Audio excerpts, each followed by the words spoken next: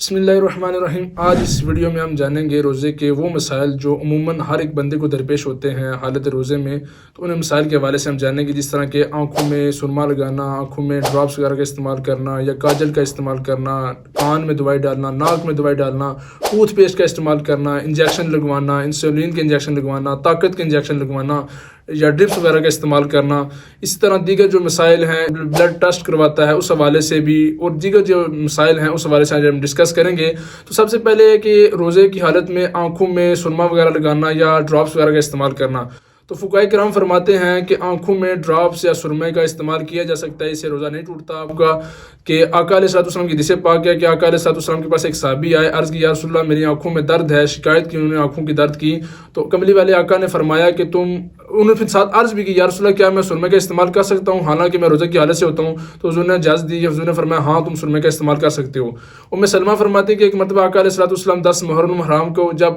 روزہ فرض ہوا کرتا تھا 10 محرم الحرام کا، تو ہمارے گھر تشریف لائے تو آپ کی آنکھوں میں سرما تھا، یعنی آپ نے سرما استعمال کیا ہوا تھا۔ تو اس سے پتہ چل جاتا ہے کہ آنکھوں میں سرما استعمال کرنے سے یا آنکھوں میں کوئی چیز ڈالنے سے آپ کا روزہ نہیں ٹوٹتا،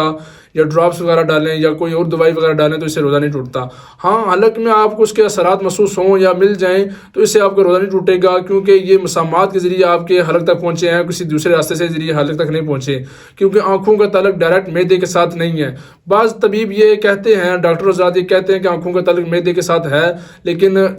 سائنسدانوں کی یا ڈاکٹروں کی تحقیقیں بدلتی رہتی ہیں۔ شریعت نے جو ہمیں حکم دیا ہے کہ آنکھوں میں سرما لگا سکتے ہیں، آقا علیہ السلام نے اس کی اجازت دی ہوئی ہے، تو اس کا مطلب ہے پھر آنکھوں میں کوئی چیز ڈالی جائے تو اسے روزہ نہیں ٹوٹتا۔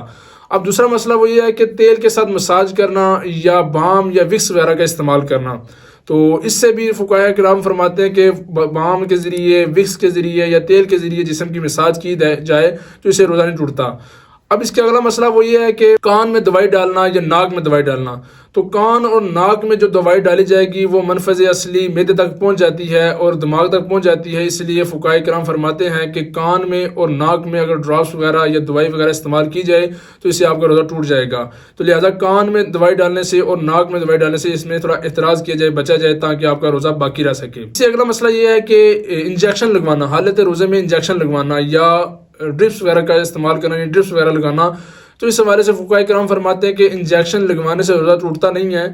البتہ احتراز کرنا چاہیے، بچنا چاہیے۔ جس طرح کہ کچھ بعض احباب ہوتے ہیں طاقت حاصل کرنے کے لیے انجیکشن لگوا لیتے ہیں یا ڈرپس لگواتے ہیں لیکن طاقت حاصل کرنے کے لیے، تو فقہاء کرام فرماتے ہیں کہ روزے کا اصل مقصود ختم ہو جاتا ہے، روزے کا اصل مقصد ختم ہو جاتا ہے، اس لیے انجیکشن وغیرہ کے استعمال کم ہی کیا جائے۔ ہاں اگر ضرورت ہے، جس طرح شوگر والے مریض انسولین کا انجیکشن استعمال کرتے ہیں تو اس میں کوئی حرج نہیں۔ شوگر کے مریض یا دیگر ایسے مریض جو ایسا مرض ہے جو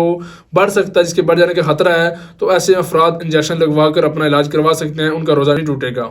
طاقت کے لیے انجیکشن لگوانا تو یہ مکروہ کام ہے، اس لیے ایسے کام کرنا، یعنی طاقت کے لیے، طاقت حاصل کرنے کے لیے آپ ڈرپس وغیرہ لگوائیں یا انجیکشن لگوائیں تو یہ کام مکروہ ہے، آپ کا روزے کا اصل مقصود ختم ہو جائے گا، لہٰذا اس چیز سے تھوڑا احتراز کرنا چاہیے، اس چیز سے تھوڑا بچنا چاہیے۔ اگلا مسئلہ بلڈ ٹیسٹ کے حوالے سے، یعنی جسم سے خون نکالنا، تو فقہاء کرام فرماتے ہیں کہ جسم میں چیز داخل کرنے کے حوالے سے مسائل تو موجود ہیں، لیکن خون نکالنے کے حوالے سے، یعنی اگر خون نکل آئے، زخم کے ذریعے نکل آئے یا انجیکشن کے ذریعے نکل آئے، اس سے آپ کا روزہ نہیں ٹوٹتا، تو اس میں کوئی حرج نہیں۔ اگر کوئی ٹیسٹ کرواتا ہے تو اگر اس کے جسم سے خون نکالا جائے تو اس سے آپ کا روزہ نہیں ٹوٹتا۔ روزے کی حالت میں ٹوتھ پیسٹ یا مسواک کا استعمال کرنا، مسواک استعمال کرنے کے حوالے سے حدیث پاک آتی ہے کہ عامر بن ربیعہ فرماتے ہیں کہ میں نے آقا علیہ السلام کو متعدد بار دیکھا کہ آپ روزے کی حالت میں مسواک کا استعمال کیا کرتے تھے۔ اب رہا مسئلہ ٹوتھ پیسٹ کے حوالے سے، تو فقہاء کرام فرماتے ہیں کہ ویسے تو حالت روزہ میں ٹوتھ پیسٹ کرنے سے روزہ نہیں ٹوٹتا، لیکن اس میں احتیاط کرنی چاہیے، کیونکہ آپ کے اگر حلق سے نیچے اثرات اس کے اتر گئے یا اس کی جو مٹھاس یا نمکیات ہیں اگر وہ محسوس ہو جاتی ہیں تو اس سے آپ کا روزہ ٹوٹ جاتا ہے۔ بعض ایسی ٹوتھ پیسٹ ہوتی ہیں جن کے اثرات حلق تک محسوس ہوتے ہیں، تو لہٰذا اس سے احتراز کرنا چاہیے، اس سے بچنا چاہیے، تاکہ آپ کا روزہ باقی رہ سکے، آپ روزے کے اصل مقصد کو حاصل کر سکیں۔ اور ٹوتھ پیسٹ استعمال کرنے کے حوالے سے بعض ڈاکٹر حضرات بھی کہتے ہیں کہ جب ٹوتھ پیسٹ استعمال کی جائے تو اس کے بعد انسان کو پیاس بہت زیادہ لگتی ہے، کیونکہ آپ نے دانتوں پر جو ٹوتھ پیسٹ استعمال کی ہے وہ نمکیات اندر سے سارا پانی کھینچ لیتے ہیں، تو جس کی وجہ سے آپ کو پیاس لگتی ہے۔ اگر آپ یہ کام کریں گے تو آپ کا روزہ خراب ہو سکتا ہے، آپ کو روزہ توڑنا پڑ جائے گا، تو لہٰذا ٹوتھ پیسٹ کے استعمال سے تھوڑا احتراز کرنا چاہیے، اس سے بچنا چاہیے۔ اب اس سے اگلا متصل مسئلہ وہ یہ انہیلر کا استعمال،